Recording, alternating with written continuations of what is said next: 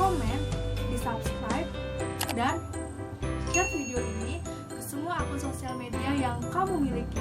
Hatur nuhun.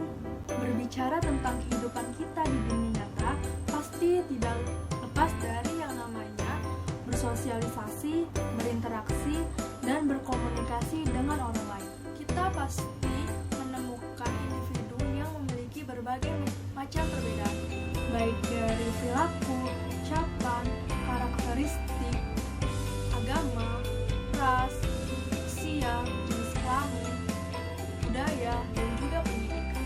Dalam berinteraksi dengan individu, pasti seseorang pernah melakukan suatu kesalahan terhadap individu tersebut. Maka dari itu, pasti dari kalian sudah tidak asing lagi kan dengan yang namanya memaafkan. Nah, memaafkan ini memiliki hubungan atau keterkaitan dengan sebuah masalah.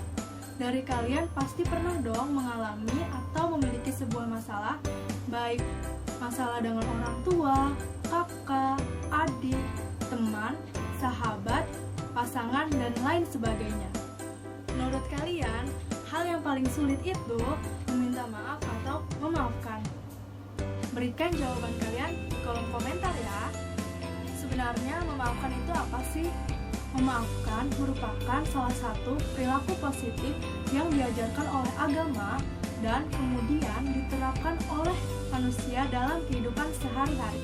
Proses memaafkan memerlukan kerja keras, kemauan yang kuat, dan juga sebagai latihan mental. Kenapa disebut sebagai latihan mental? Karena memaafkan ini berkaitan dengan emosi manusia yang fluktuatif. Fluktuatif ini maksudnya naik turun dan juga sangat reaktif terhadap stimulus atau lingkungan eksternalnya. Tidak jarang banyak orang yang masih menyimpan dendam kepada orang yang telah menyakiti atau orang yang telah berbuat kesalahan yang diakibatkan karena sebuah masalah yang terlalu rumit yang menimbulkan perasaan kecewa dan juga sakit hati. Lalu, bagaimana kaitannya memaafkan dari sisi psikologi? Menurut Robert D. Enright yang merupakan salah seorang ahli psikologi menyatakan bahwa pemaafan atau memaafkan adalah kesediaan seseorang untuk meninggalkan atau melepaskan kemarahan, penilaian negatif, perilaku acuh tak acuh orang yang telah menyakiti atau orang yang telah berbuat kesalahan secara tidak adil. Nah, dalam hal ini, menghapus atau melupakan perilaku jahat orang lain merupakan salah satu faktor utama dan hal yang paling penting dalam memaafkan. Selain itu, menurut Mikulov mendefinisikan bahwa memaafkan dapat dijadikan sebuah motivasi untuk mengubah seseorang agar dirinya tidak memiliki balas dendam kepada orang lain, serta meredakan dorongan dalam diri seseorang agar tidak memelihara kebencian, serta meningkatkan dorongan dalam diri seseorang untuk menyelesaikan hubungan dengan pihak yang menyakiti atau pihak yang tersakiti. Ahli psikologi lainnya menyatakan bahwa memaafkan memiliki dua dimensi. Yang pertama, dimensi intrapsikis, dan yang kedua, dimensi interpersonal. Dimensi yang pertama yaitu dimensi intrapsikis. Dimensi intrapsikis adalah keadaan dan proses yang terjadi dalam diri seseorang ketika dirinya disakiti, baik secara emosional, perasaan, dan juga perilaku yang menyertainya. Sedangkan dimensi yang kedua yaitu dimensi interpersonal. Dimensi interpersonal adalah lebih melihat bahwa memaafkan merupakan tindakan sosial antar sesama manusia. Dapat disimpulkan bahwa memaafkan adalah segala bentuk upaya yang ada dalam diri seseorang untuk membuang dan juga melupakan semua keinginan untuk membalas dendam serta sakit hati yang sifatnya pribadi terhadap orang yang telah menyakiti dan juga orang yang telah melakukan kesalahan dengan tujuan yaitu berkeinginan untuk membina hubungan kembali dengan pihak yang tersakiti atau dengan pihak yang menyakiti. Bukan dari sisi psikologi saja, melainkan memaafkan juga terdapat dalam perspektif Islam loh. Kata pemaafan atau memaafkan berasal dari bahasa Arab, yaitu al-afu, yang memiliki arti tidak menyakiti orang yang telah berbuat jahat walaupun orang tersebut mampu membalasnya. Kata al-afu di dalam Al-Quran terulang sebanyak 34 kali, 7 diantaranya membahas tentang memaafkan. Hal tersebut menunjukkan bahwa memaafkan merupakan bagian yang terpenting dari kehidupan seorang muslim. Oleh karena itu, al-afwu merupakan salah satu sifat orang yang bertakwa kepada Allah sebagaimana dijelaskan di dalam Al-Quran surat Al-Imran ayat 134. A'udzubillahi minasyaitonirrajim. Bismillahirrahmanirrahim. Allazina yunfikuna fis-sarai wad-dharrai wal qaziminal ghaiza wal 'afina 'anil nas wallahu yuhibbul muhsinin.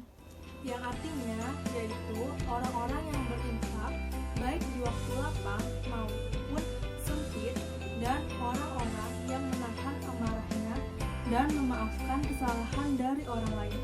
Dan Allah mencintai orang yang berbuat kebaikan. Memaafkan juga dijelaskan dalam sebuah hadis yang diriwayatkan oleh Imam Muslim dari Abu Hurairah radhiyallahu anhu. Rasulullah Shallallahu alaihi wasallam bersabda, "Tidaklah sedekah itu mengurangi dari harta sedikit pun, tidaklah ada seseorang yang memberi maaf pada orang lain, melainkan itu kemuliaan baginya.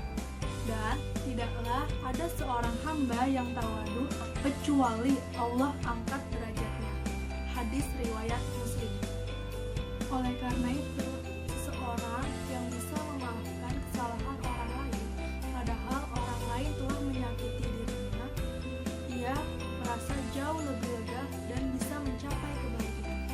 Semakin tinggi forgiveness individu, maka semakin tinggi pula ia mencapai kebahagiaan. Namun sebaliknya, semakin rendah forgiveness yang terdapat dalam diri individu, maka semakin rendah pula individu itu untuk mencapai sebuah kebahagiaan. Seseorang yang meminta maaf harus disertai dengan hati yang tulus dan tidak akan mengulangi kesalahannya, serta akan menjadi pribadi yang lebih baik lagi tanpa ada alasan atau pembelaan. Maksudnya alasan atau pembelaan ini contohnya seperti ini. Aku minta maaf ya, tapi sebenarnya yang salah itu kamu duluan. Nah, itu yang sebenarnya tidak boleh dalam hal memaafkan atau juga dalam hal meminta maaf. Tahu nggak sih bahwa memaafkan memiliki manfaat loh? Yang pertama, menurunkan tekanan darah tinggi serta terhindar dari resiko penyakit jantung. Yang kedua, mengurangi stres, cemas, dan juga depresi. Yang ketiga, mengendalikan emosi marah. Yang keempat, melatih kesabaran dalam diri seseorang. Yang kelima, membina hubungan baik dalam bersosialisasi, berinteraksi, dan juga berkomunikasi antara individu dengan individu lainnya, antara individu dengan kelompok, dan juga kelompok dengan kelompok. Sebelum menutup pembahasan, ada satu hal lagi yang ingin saya sampaikan kepada teman-teman edukatif. Saya mengutip perkataan Imam Syafi'i dalam lantunan Bait Syair. Mereka menghardik agar aku diam, sedang mereka yang memulai permusuhan. Aku katakan, sesungguhnya membalas kejelekan pintunya akan sangat terbuka, sedangkan memaafkan orang bodoh lagi pandir, ia memiliki kemuliaan. Di dalamnya terdapat kebaikan serta menjaga kehormatan orang lain. Seekor singa akan tetap diam dan tenang apabila ia tidak diganggu, sedangkan seekor anjing bila dilempari batu, ia akan menyalak dengan suara yang keras. Pesan saya untuk teman-teman edukatif sekalian yaitu jangan sampai 1000 kebaikan selalu dilupakan, sedangkan satu kesalahan selalu diingat. Itulah pembahasan yang dapat saya sampaikan. Semoga video ini dapat bermanfaat untuk teman-teman edukatif sekalian ya. Kurang lebihnya mohon maaf. Wassalamualaikum warahmatullahi